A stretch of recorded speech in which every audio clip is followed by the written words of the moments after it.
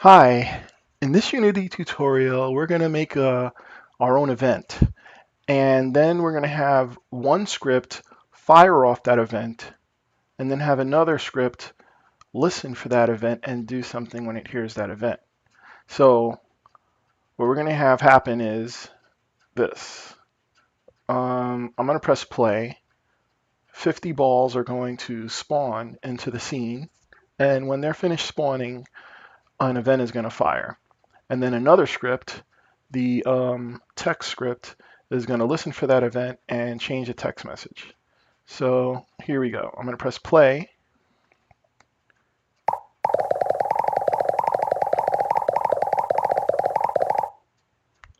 "50 balls have finished spawning. An event got fired," and then the text script changed this to say spawn 50 balls. So let me press stop, and I'm going to show you the code. Inside the event manager script, which is what I attached to the game controller, I have a definition for the prefab, which is this pool ball. And then I have the count of how many pool balls I want to spawn. So in reality, the balls would spawn pretty darn fast, like in fractions of a second. So what I did here is on the event manager script attached to game controller, I start a coroutine to spawn prefabs. And the reason I start a coroutine is so I could slow down the spawning with this yield return wait for seconds. So awake is an event that happens before start when the scripts are loading. So awake is called, it calls spawn prefabs. So here in spawn prefabs, from 0 to the count that was specified in the inspector window. Here it's 100 by default, but in the inspector window I set it to 50, so that'll be 0 to 50. I instantiate a pool ball, set a size, set its location and position.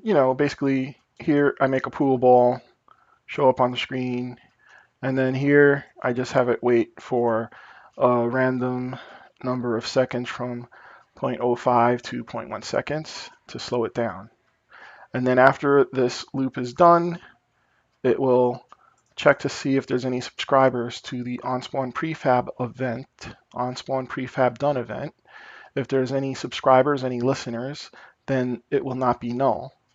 And if it's not null, then it's safe to call onSpawn prefab done, and it wants an integer, so I pass in the count. So this is where I fire the event. The event is defined up here.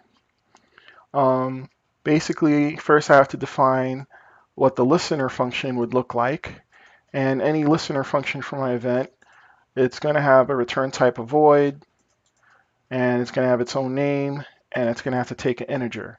So it will be a void function that takes an integer. Then I define my event, spawn prefabs done, as onSpawn prefab done. So now my event is called onSpawn prefab done, and it takes a void function with an integer.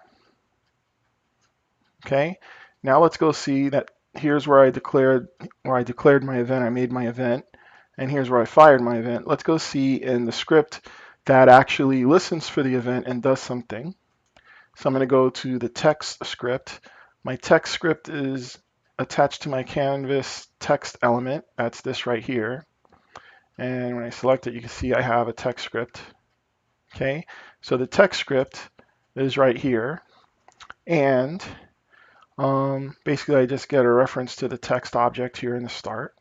And when the program starts, this script will, of course, hit the start function, and it changes the word to spawning.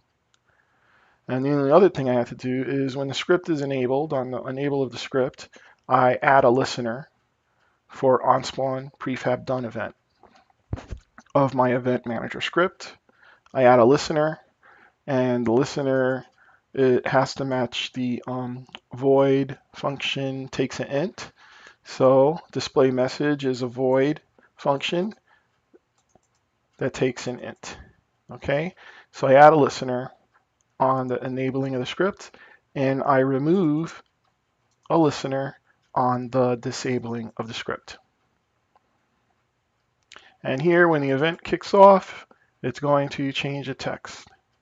So I'm going to run this in debug mode here. You're going to see that line there.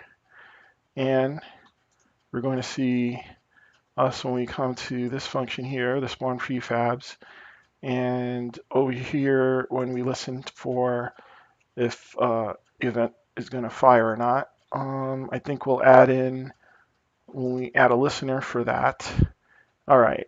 And also when we remove the listener, just to see the order of actions.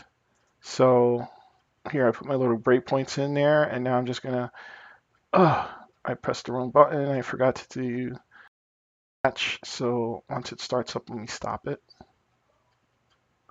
Okay, let me stop it. What I want to do is attach to Unity and play. Okay, so back here is Unity. Here's my script. I'm running it from Visual Studio. Boom. And Unity, you can see the window change color up here. And the first thing that happens is I come into add a listener for the onspawn prefab done, which is null. But once I add that listener, it should not be null anymore. Good. So I can remove that breakpoint. I press continue. And now in here I have the spawn prefab function, and it's ready to go through the loop of making all the balls. I'm going to press play. And there they go. 50 balls have been made.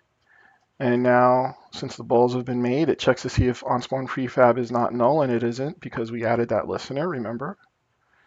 And then it's going to fire off the event. Let's see. Bing. And let me just press play. And good. We've come to our event listener that we added, display message. And it should pass in the count of 50 because here we passed in the count, which is 50. And now we just changed the message on the screen. Press play. And there we go, spawn 50 balls. And now when I press stop, it hits the on disable, and it should remove the listener.